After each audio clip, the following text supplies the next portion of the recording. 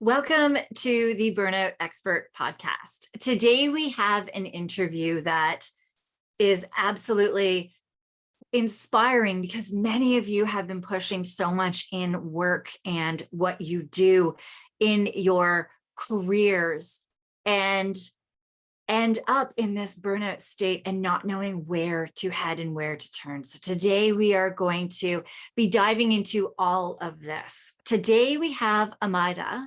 Did I pronounce that correct? You got it. Amazing. Okay. So Amayra has climbed the corporate ladder. She was in this for 10 plus years in the corporate world before her burnout ended up landing her in the hospital. Now, we have spoke about this before as well, where we do have signs of burnout before that, but we tend to not necessarily listen to them until it gets to an extreme point. And for this instance, it did end up landing Amayra in the hospital. So she was seeking answers for her symptoms. Like, why the heck did she end up in the hospital? What all of the symptoms, which we're going to dive into, why were they happening? What was going on? And so she visited numerous specialists who really prescribed so many ineffective medications, and it ended up leaving her feeling disempowered. Like, what the heck is going on with me? None of this is working. And she realized eventually that her corporate days were over, and she'd always had this dream of pursuing yoga. So she left and moved to India to pursue this dream of yoga practice. And as she was there in India, she actually became very sick again. And through going to a doctor that actually practiced Ayurvedic medicine, a medicine that she had never dove into, never experienced before, she went in for help. And to Amayra's amazement, this Ayurvedic doctor was able to connect these dots of her symptoms to actually give her a root cause of all of her symptoms instead of treating her for specifically what she had gone in, like the doctors had done previously.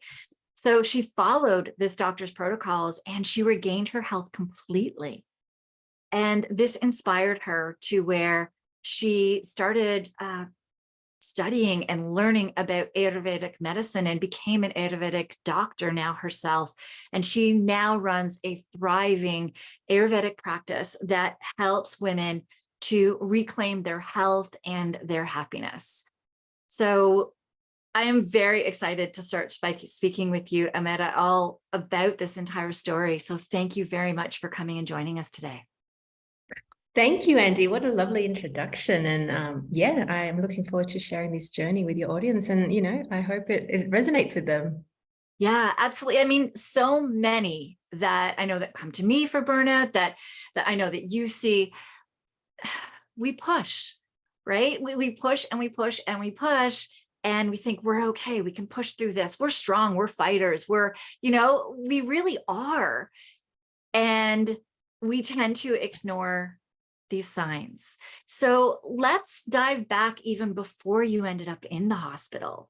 Now that you know what you do know, what were you experiencing? What were you doing that pushed you into burnout? Yeah. So as you mentioned, like I was, in the corporate world for almost 10 years and it was amazing. I was climbing the corporate ladder and it felt great because it allowed me to live in a really privileged area of Sydney. I had really nice things and I went on a holiday, once a year. But I really lost myself in the corporate world. And, sooner or later, my body was going to let me know. So I left the corporate world because an opportunity came up to manage a photography studio, thinking that, that would be a piece of cake. And boy, was I wrong, because I was actually working longer hours in a very toxic environment and a place where many of their practices were actually quite questionable. So looking back now, I realized that I didn't really listen to the whispers of the universe. I ignored the little tap that came in the form of indigestion. I had a really weak immune system. I was often getting sick quite a lot. I had anxiety. I felt cold all the time. I had so much hair loss, like I literally couldn't run my fingers through my hair without just clumps of hair coming out, and mood swings, So then the universe gave me a little pinch, which came in the form of hypothyroid, insomnia. I was feeling tired all the time.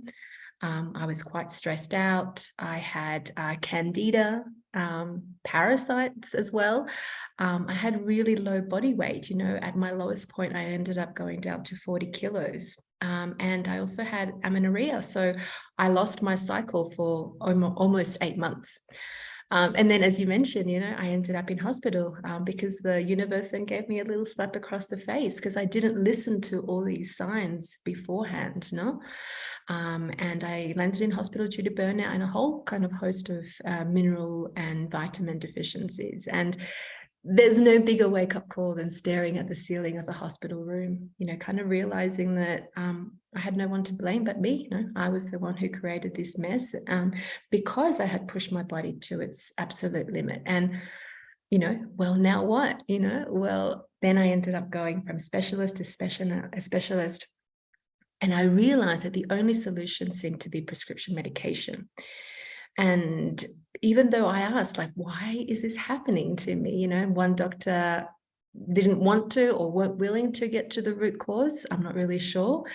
And now I don't want to come across as anti-modern medicine because modern medicine is excellent at treating acute conditions and trauma, but I do believe it fails in prevention of disease. I'm not sure if you agree with this, Andy.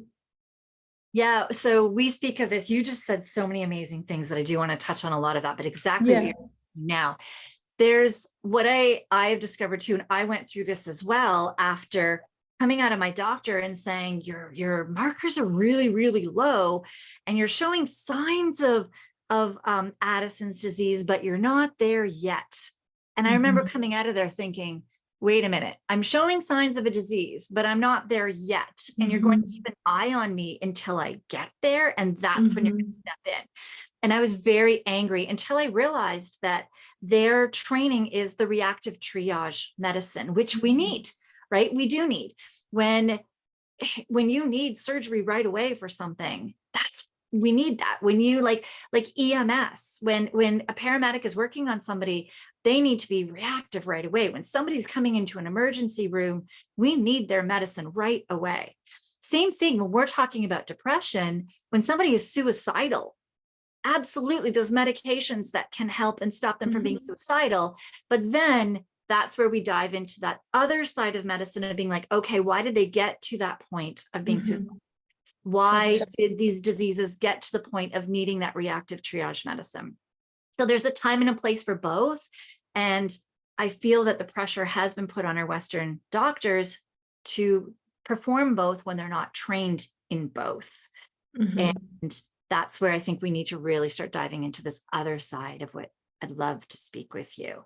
Before we get there, though, I would love to dive a little more into some of your symptoms because, and when you said, I believe you said like you ignored them. Did you ever go to your doctor for one thing? Like maybe, I know for me, when I was having constant colds, it's to the point where a cough popped one of my ribs that I went to my doctor for that. And I was getting x-rays and figuring out what was going on. And so I was going for that. I did go to my doctor as well for gut issues. So did you go to your doctor for any individual, before your hospitalization, did you go to your doctor for any individual symptoms that you at that time did not know were linked together? Yeah, of course. I mean, when I noticed that I was losing so much weight, like something is happening, and I didn't really, they picked up that there was some sort of malabsorption, but, maybe you should just have more protein, your hair's falling out, have more protein, maybe have more collagen, And it was super interesting. One doctor said to me, you just seem to be losing a lot of weight. And it was wintertime in Sydney at that time. And he said, just grab a tub of ice cream and put that in the microwave and, you should be fine just to have that warm.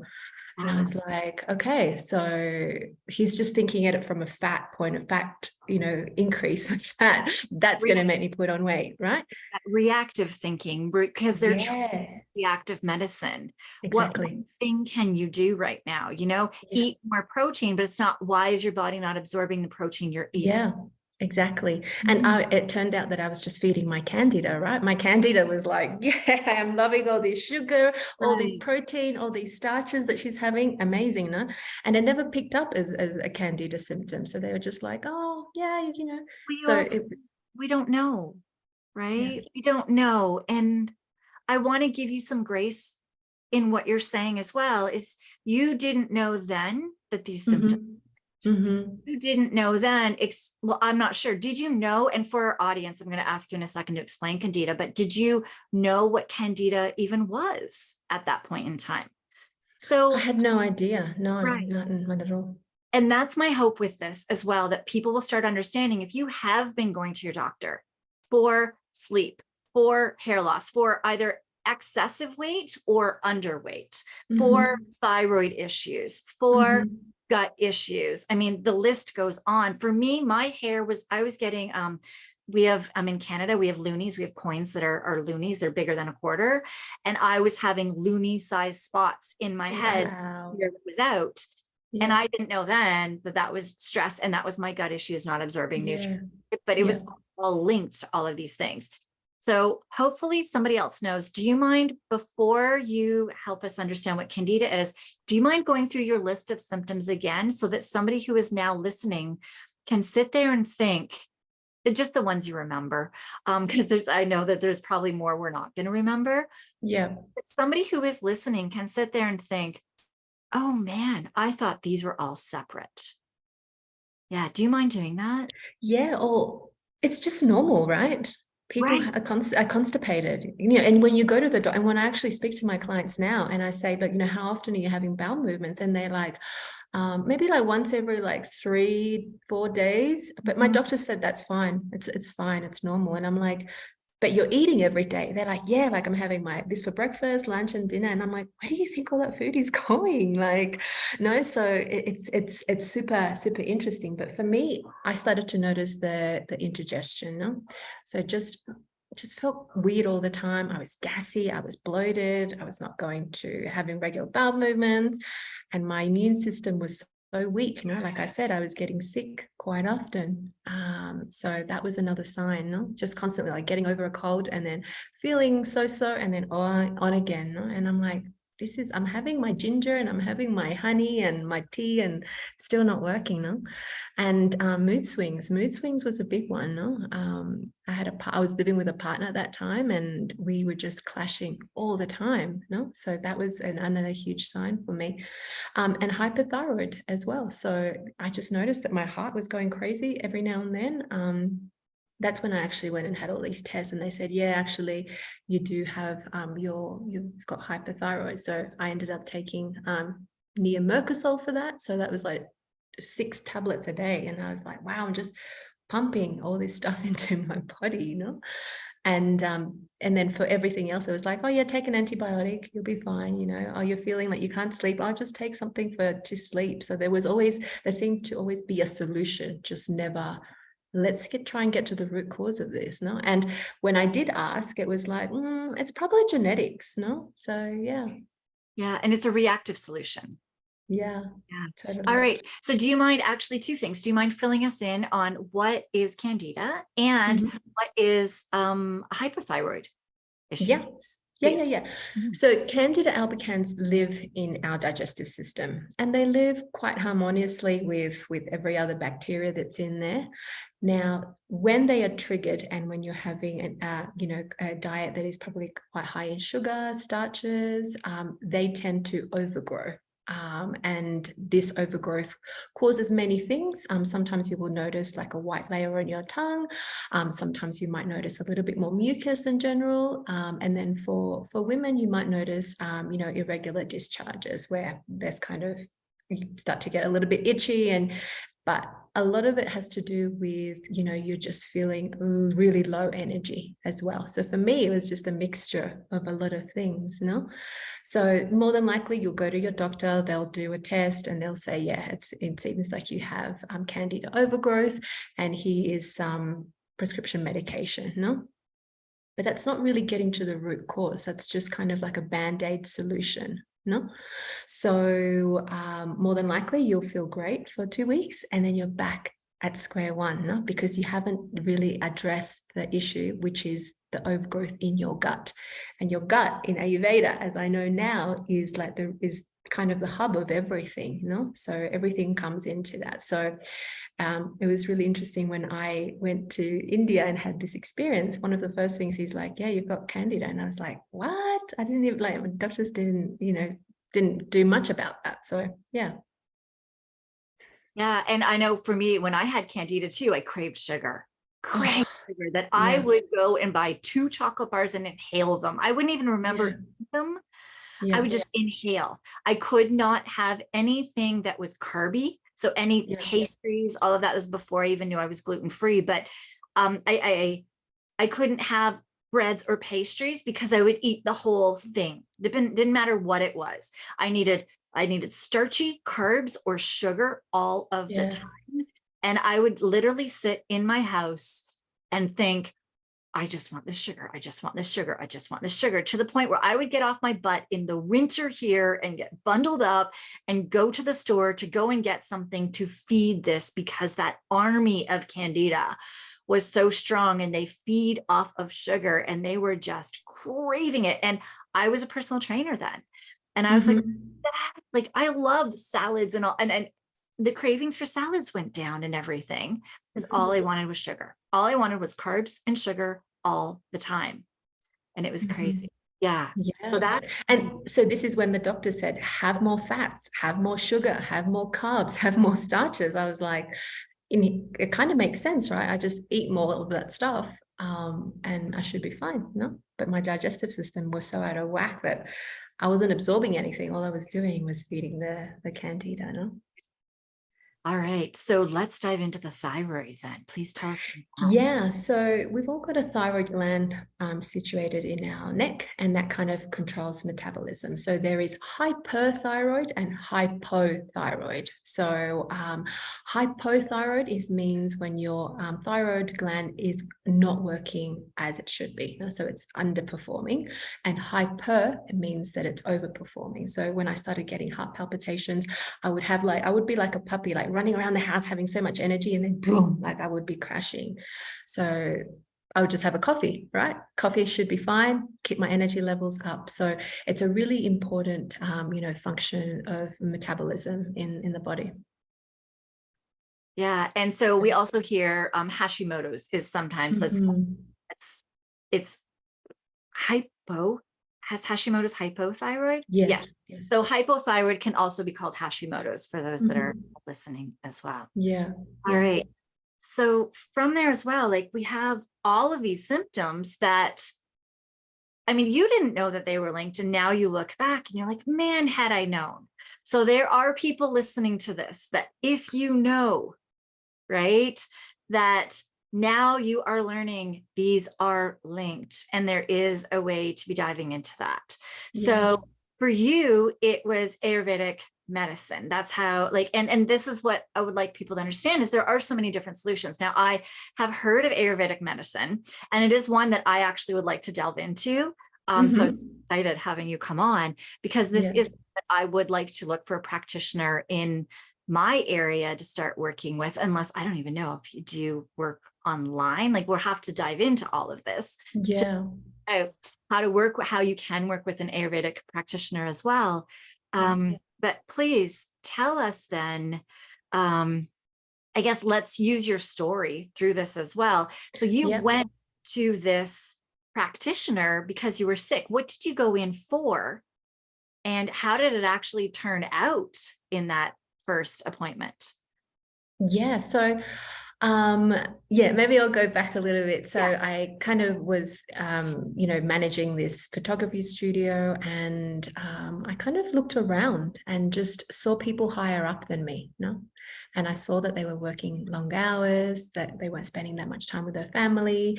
There was probably the increase of alcohol, coffee, just, constantly in their system.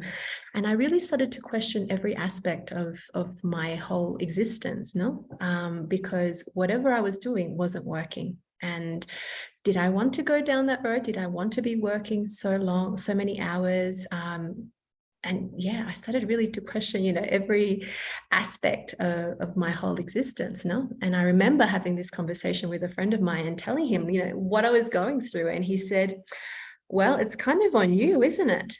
Do you think each specialist is going home to their Bondi mansion thinking about Amayra Morales? No, you're just a dollar sign to them. And they're going home to their family, sitting on their balcony, having a beautiful dinner on their Vera Wang plates, overlooking their amazing view, and thinking just how amazing life is, while you're sitting here becoming increasingly frustrated and resentful with your body because it's not working correctly. And that was kind of the real shock that I needed, because my job was making me sick. I was going through a breakup. I wasn't enjoying where I was living. And I started to question everything. Is there more to life than going to uni, getting a job, having a family, waiting for my 4 weeks of annual leave a year, sitting in a nursing home, and then moving on? And like I said, then I looked around the studio and saw people higher up than me working overtime, having all these responsibilities. And it's not really where I wanted to be heading. So I remember feeling kind of angry. I had lost motivation overall and satisfaction in my job, And I realized one day that I actually don't care about this at all. Like maybe once upon a time when I started the job, I had so much energy and enthusiasm, and I really enjoyed creating these beautiful memories for their family. But right now, like I really don't care. So a week later, I resigned, and 6 weeks after that, I was on a plane to India to fulfill this huge desire, as you mentioned, to become a yoga teacher. And venturing into the unknown was scary and exciting. And then 4 weeks after that, as you mentioned, I got really, really sick. And through a series of fortunate events, I ended up at an Ayurvedic clinic. And that was kind of the beginning of the end for me, because within that 1.5 hour consultation with this beautiful Indian doctor, he delivered the news to me, and he outlined all my symptoms without me really giving him that much information. He took my pulse, he read my tongue, asked me a few random questions, and he said, okay, well, you have 2 options. You can keep going in the same direction and be faced with a future of infertility, Alzheimer's, or arthritis, or you can actually start taking, action today. And it was a no-brainer, because I had spent so much time and money and energy in Sydney kind of going around in circles with specialists. So then I checked into his 21-day, it's called a panchakarma, which is like a detox program at his spa. And it's like no Hilton experience at all. So it's probably like one of the most difficult things I've done, next to Vipassana and ayahuasca ceremonies. And it was challenging because it required me to be still, to be present, and to reflect. So the detox process itself is not easy, because you're kind of removing toxins from the body, but you're also removing many different aspects of your life as well, and things come up, emotions come up, relationships, friendships, old habits, thought patterns. But I remember within 2 weeks, I started to feel so much better. My skin cleared up. I was sleeping a lot better. I was digesting my food properly, and I had so much energy. And I was like, wow, that's within 2 weeks. And I know, obviously, like one of the first things that he tackled was my sleep. Because according to Ayurveda, sleep is more important than nutrition and exercise combined. Because while we sleep, it's the most restorative part and the healing part of the whole day.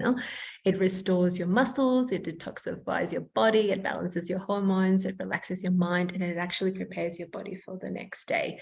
So interestingly enough, that's that's kind of like the first thing then that he tackled. Amazing. Yeah. So I do want to, there's so much you just said that was amazing. What you just said though, sleep, like, and this is one that so far I know I did in the first couple of episodes when I was doing solo episodes, but in my interviews so far, we have not tackled that sleep and the importance of sleep. And it is one that I definitely want to be diving into more, because as my work has done too, like sleep deprivation. Oh man, just 2 hours of less sleep in one night, what that can do to somebody. And then long-term, 3 months being chronic sleep deprivation of getting 6 hours or less a night, which is just what a lot of people get, especially in the corporate world. I used to work downtown Toronto, and I used to work in Japan in downtown, and they, all of my corporate clients like hardly slept, like 5 to 6 hours was a good night's sleep. And the health issues and all of those things that arose from that are just absolutely amazing, like just astronomical, that we do need to make sure that we are putting sleep as such a priority. And that does make, I know my husband and I, there are times my kids go to bed and we will just follow them right into our bed at 8:30 at night. And it may make us the most boring couple in the world, but we are happy, we are healthy, we have energy for our kids, we have energy to get things done in our day. And we have such a great family dynamic because we do put sleep as the priority. Which is amazing. And I think people think like, and we've got phrases like, the other day I was looking through Netflix and there was a documentary called I'll Sleep When I Die. So we have this notion that, sleeping is actually not that important, but it is so vital for our health. And if we only started to focus more on that, started to have a sleep routine, have practices in place for us to actually have this solid sleep, like your health would dramatically improve. I've worked with first responders since 2018. So we're working with shift work, we're working with 24-hour shifts, working all over.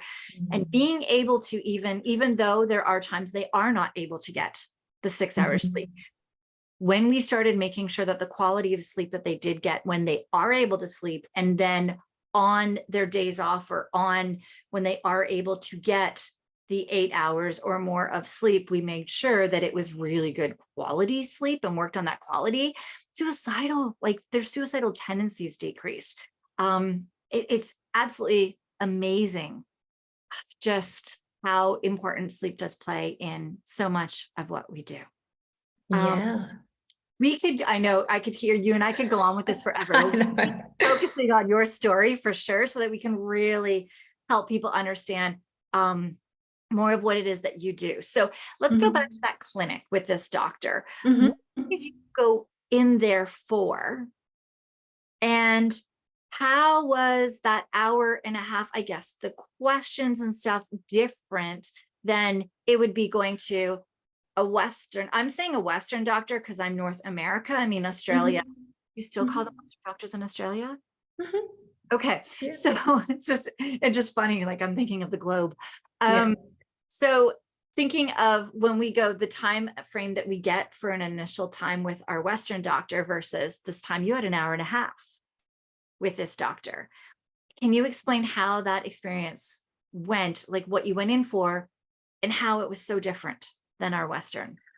So I actually made a reel about this about 2 weeks ago, because going to each specialist appointment, they're pumping clients, like, I don't know, there's like 10 clients a day that they have to get through, right? So it often felt like every time I was at a specialist appointment, it felt like I was going through a drive-through, Yes. It was so fast. Like, you've got this, your tests look normal, you should be fine, here is some medication, Whereas when you go to a holistic kind of approach, such as probably, traditional Chinese medicine, Ayurveda, or any systems like that, we look at the overall picture.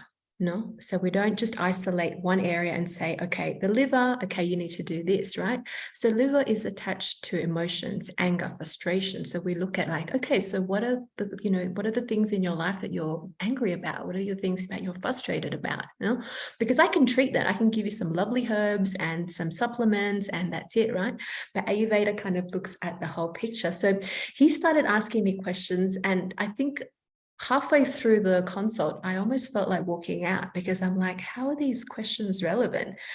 But they're so relevant in the scheme of things because now I actually start to ask my clients as well to get an overall perspective on their health. Like, what are your parents' health history like? What are your dreams like? What foods do you crave? So are you happy in life?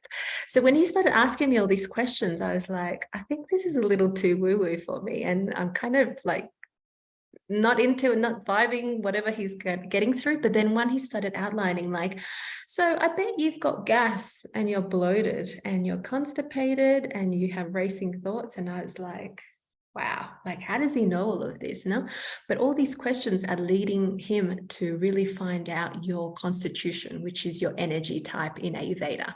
And then once we work out your energy type, we can actually start to prepare like, a meal plan, prepare a lifestyle change. So it all made sense in the end, But I don't do pulse reading, like that's like next level Ayurveda, but he just took my pulse reading and he's like, oh, okay, so yeah, you seem to have you had hypothyroid, it's still probably, and I was like, wow, okay, there's some magic into this, So yeah, very different to a Western approach for sure. Absolutely. So after that appointment, Mhm. did the 21-day cleanse, then what did you do after that? What was after? Yeah, so I kind of hung around in Dharamshala because I just felt like I had so much to learn from him.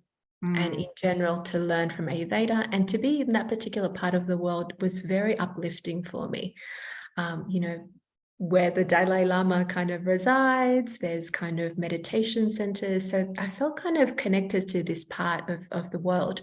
So I kind of just rented a place and hung out there, and I started doing more Ayurvedic treatments, going to more like of his consults, reading a lot more on Ayurveda. And I remember like one day sitting in my room and just realizing like, wow, this is like, and I started crying because this was the first time I felt connected to my body. mm. And I thought to myself, surely I'm not the only one going through this. And if I'm going through this, many other people are going through this. So in this midst of tears, like running down my face, I said, like, one day I'm going to be an Ayurvedic practitioner and I really want to help people because Western medicine wasn't helping me. So, and I want to let them know about this beautiful science that is out there. Amazing. So did you stay there to study? Like, how do you study Ayurvedic?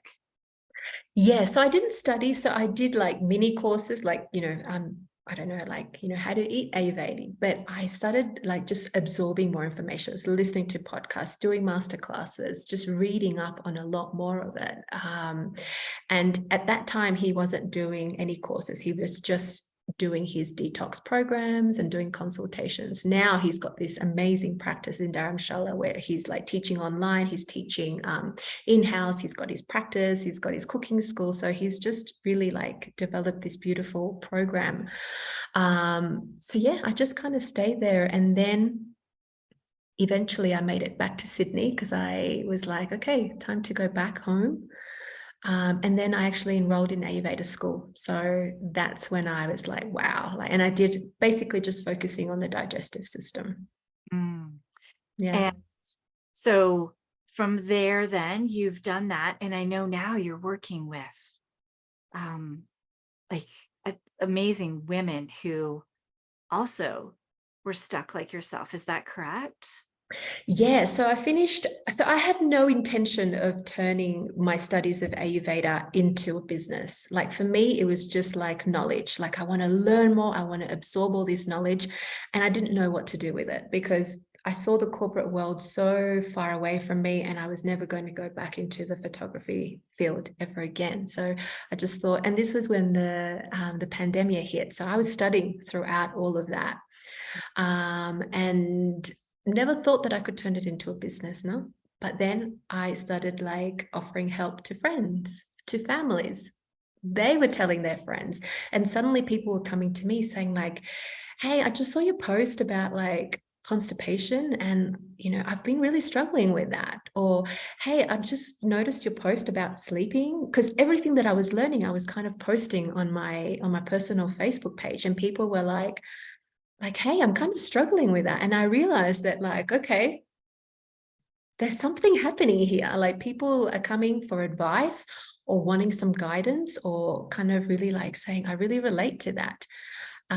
So then I spoke to a friend of mine, and she's like, you could probably turn this into a business. And I was like, wow, okay. And this was when people were getting sick, they were going through a lot of stress, a lot of anxiety, not sleeping well, kind of very worried about the future of where life was heading.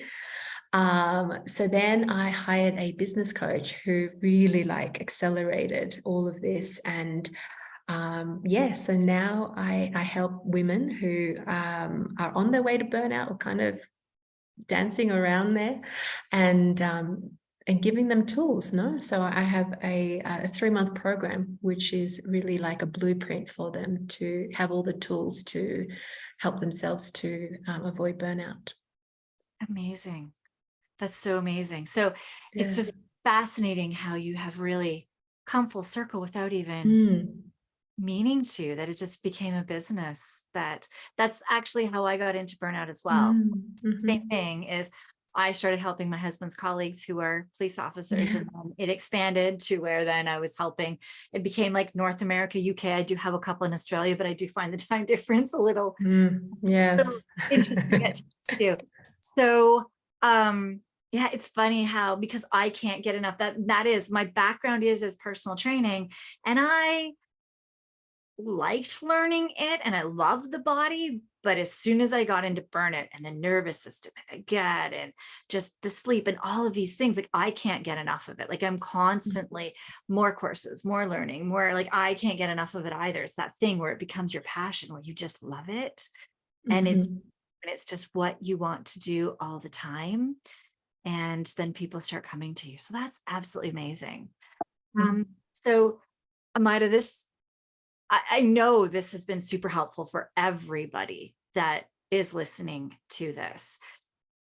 Before we do go, I would like you to, I will put in the show notes everywhere that people can find you. So first off, let's let people know where to find you. And then I'm going to ask you one more question. So where can people? Sure. So I love to hang out in my private Facebook group, Ayurveda for Professional Women. So this is where I kind of love to hang out, because I share many tips, recipes, ways to calm down the monkey mind. Otherwise, you can connect with me in my personal Facebook page, Amayra Morales as well. I'm not so active on Instagram. I probably should be, but Facebook is mainly where I hang out. Amazing. All right. And I do have those links, and we will have all of those. So before we do go, I have a couple of different questions in my mind. So the thing is, and this has actually been a common theme. That we have been realizing is same situation with you as well, is we didn't know the signs that we're here now. So now, hopefully this has been so amazing for people to understand the signs. Once they do start seeing this connection in the signs, what advice would you give them? What steps to do next? Yeah, so I think for me, what really worked, you can, I guess, go to what I prefer now is like a functional doctor, right? And I think I love the rise of these holistic approaches to modern medicine. No? So go to your doctor, have a chat to them, but also get a second opinion from somebody who's practicing a holistic approach, right? I had no idea that all these things were connected to what we call in Ayurveda a vata imbalance, no? So I think once you kind of discover all of this, you'll get a clearer understanding. And it's also good to know the different phases of burnout, no? Maybe you might not feel any of these symptoms, but maybe your brother, your mum, your dad, your friend, no? So it is about, and I think people think that it all comes down to self-care, and it's not. It's, for me, it's not that. And I think self-care as well, people think that, oh yeah, but I got my nails done last week, that's kind of self-care. Or I spent half a day at the spa, isn't that self-care? And it's not really, no. So what I really want people to start focusing more on is, people think that burnout will kind of fade, and it's about really looking at self-care from a different point of view, so incorporating a nighttime routine, going to bed at the same time, nourishing your body, movement. Self-care really requires a bubble of protection of other people who value your well-being as much as you do. So I had a particular client who said to me, I'm finding it really difficult voicing this to my family. And I said, they're the ones who are actually going to help you through this. Have a family meeting, sit down with them and just say, look, I'm really struggling at the moment, and I really just need your just your care, your just nourishment from you. And that was a lot for her to go through, to actually voice it. But I think voicing all of these things are really important. Yes, absolutely. And that's the voice and boundaries and Mm-hmm. things that are very, very common in people that do end up in burnout. And Mm-hmm. it's where we're always helping others, always giving to others, and putting our needs less. And that, as you said, putting our needs doesn't mean go spend a day at a spa or do this. It's actually like your daily needs, and setting Mm-hmm. boundaries on things and using your voice. And it Yeah. is not easy to, the things that are actually going to get you out of burnout are not easy, because it is things like getting a voice, setting Mm-hmm. boundaries, learning different ways of communicating in order Mm-hmm. to do that. And then the way of nourishing your body, as you're saying, of making sure that that your gut is working, that you're able to absorb all the vitamins and minerals, that your body isn't holding in all of the gunk from the food, like the toxins or the bad things from this food in your gut, and constipation, or Mm-hmm. you're not exploding out with diarrhea all the time. Like, making sure that your system is working correct. There's Yeah. nothing wrong with the day at the spa. There's nothing wrong with doing all of these amazing things that people do mention with self-care. But if your system, if your gallbladder, your gut, your breathing is not working the way that it is supposed to maximize your health and your ability and your energy and how you're feeling, then all of those other things are not going to benefit you. Or they're like help me out with this. I'm thinking of, that's like a dessert. They're not the meal kind of Yeah. thing. We need to Yeah. make sure that we have the meal first before we give ourselves that dessert, which the dessert doesn't really add to the nutritional value of our meal. So that's Yeah. where all the spas and, getting your nails done and all of those things are the dessert. We need to first focus on that meal. Yeah, and I think as well, constantly checking in with yourself, no? And this is, we're kind of a little bit disconnected from our bodies. Like, and this was one of my issues, when I went to this Ayurvedic clinic, he's like, you're living up here, like constantly in your head, no? Racing thoughts, not sleeping well, like overthinking, no? That you really have lost that connection with your body. And so once I started, like, and now I get my clients, how was your sleep? How did you wake up in the morning? What are your energy levels like when you wake up? How did that food sit in your belly after that particular meal? How are your stress levels today? And a lot of, like, at the beginning of the program, women are like, oh, I really don't know how that sat in my body. And I'm like, tune in, because now we know which foods really work for you and which don't. So it's really about coming back into connection with your body, and checking in. So when they work with me, I say like, okay, where was your stress levels at today? It was at 8. Okay. And then maybe like 3 weeks later, and it was at a 4. And I'm like, great. So you're making improvements, no? So it's constantly like checking in with the body. Absolutely. Absolutely. So with that being said, then if somebody does want to work with you, Mhm. is it, can you do this online with anybody anywhere in the world? Are you in person? How do you work? Yeah, so I'm living in the magical Sacred Valley of Peru, but most of my consults are done online. So I have a 3-month program or a like 1-month quick realignment. So basically, what we do is we have a chat at the beginning, and then we see which option is best for you. Sometimes when I feel like there's only small tweaks that you could do, I just work with you 1 month. But some women really want that hands-on approach for the next 3 months. So my program is called Cleanse, Nourish, Balance, and yeah. That's kind of me in a nutshell. Amazing. All right. Yeah. So all of the links for Amayra are in the show notes down below. So definitely go there, follow her on Facebook and maybe on Instagram as well, a little bit, but follow her mainly on Facebook. Get into her group if this interests you. Start learning more about the Ayurvedic way as well. As we've talked about, there are so many different pieces to this puzzle of burnout. Mhm. And Ayurvedic may be the one for you. So if you started listening to this and it starts resonating with you, then start checking out Ayurvedic. Start looking into Amayra. I know for myself, I am going to start learning a little more. I know I did a course like probably 10, 15 years ago on Ayurvedic, but I wasn't in a mind space of truly understanding its potential and what it could do. That I'd like to start revisiting that again, because I'm sure that there are golden nuggets and pieces from it that will definitely help me even more to get my body back to full strength. So Yeah, and Ayurveda can be quite complex and overwhelming. And this is yes, something that turns people off Ayurveda. But, when I work with my clients, I encourage just small tweaks with long-lasting results. No, I think sometimes when they've gone to other practitioners, like, oh, this is like what your daily routine looks like, and people are like, well, like, that what can time? be any practitioner as well. Yeah. Right? I have worked with many different holistic practitioners as well. And some of them just throw the whole sink at you because they want to Mhm. help you right away. And I am going to admit that I'm guilty of this sometimes, where Mhm. I will be working with a client. And because I've been doing this for so long, and I Mhm. see all of the stuff that they can fix, and I want it all fixed right now, I throw too much at them. And I know that there's times where I've had to go back to a client and be like, okay, wait, I got really excited. I need to just stop for a second.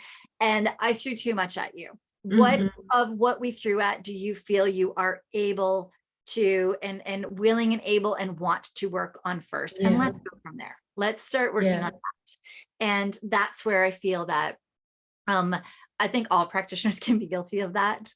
And it's hard because we do want to help our clients, definitely. And we want to make sure that they um, are getting the best help, but we do have to move at a pace that works for habits, that actually does help them to gain those habits at a time that works for them. Yeah, totally. And that was me at the beginning as well. Like I was like, here, this is what your daily routine should look like, and blah, blah. And people were like, what time am I going to wake up to do like the whole morning routine? No? Because and now I've learned as well, no? And I learned that I was also burning myself out at the beginning of this business journey as well, because friends and family were coming to me and I was giving them this amazing like meal plan, these practices and stuff. And at the end I would hear crickets, no? They wouldn't come back to me or anything. And then even worse, they might come back to me in like 6 months and say, yeah, like, what else can I do? And I'm like, well, have you put all that stuff into practice? And they were like, no, like, because I was kind of wanting like supplements or I don't know, herbs. And I realized that I was burning myself out. So I started putting boundaries into that as well. So if you are a new health coach and you're listening to this, set those boundaries from the beginning. Because now I just say, look, for me to help you, come onto my Set More link, set a time, pay for your consultation, and then we can actually work together, no? Because you will burn out yourself out because you want to help everybody. You want to be there for everybody. But at the end, you're going to burn yourself out. So have boundaries in place, before you start this business journey. Absolutely. And I know, okay, we are going to end this after this one, but that is compassion fatigue as well. It's where we get compassion fatigue. And I know many that are listening to the responders, compassion fatigue is huge because that's what you do every day is care for other people. That one of the courses that I did was phenomenal in saying, okay, let's say you have 10 units of compassion to give to somebody. You always give 1 unit less. And at first I thought, wait a minute, that's horrible. How can I give somebody 1 unit less of compassion, of like energy into what we're doing? And then I started realizing that I would be throwing so much at them and wanting to help them and wanting them to make the change, but they have to make the change first. That when they make the change, they're like, okay, what can I do next? Then I give them the next step. And they're like, okay, I can do the next step. Okay, let's work on that.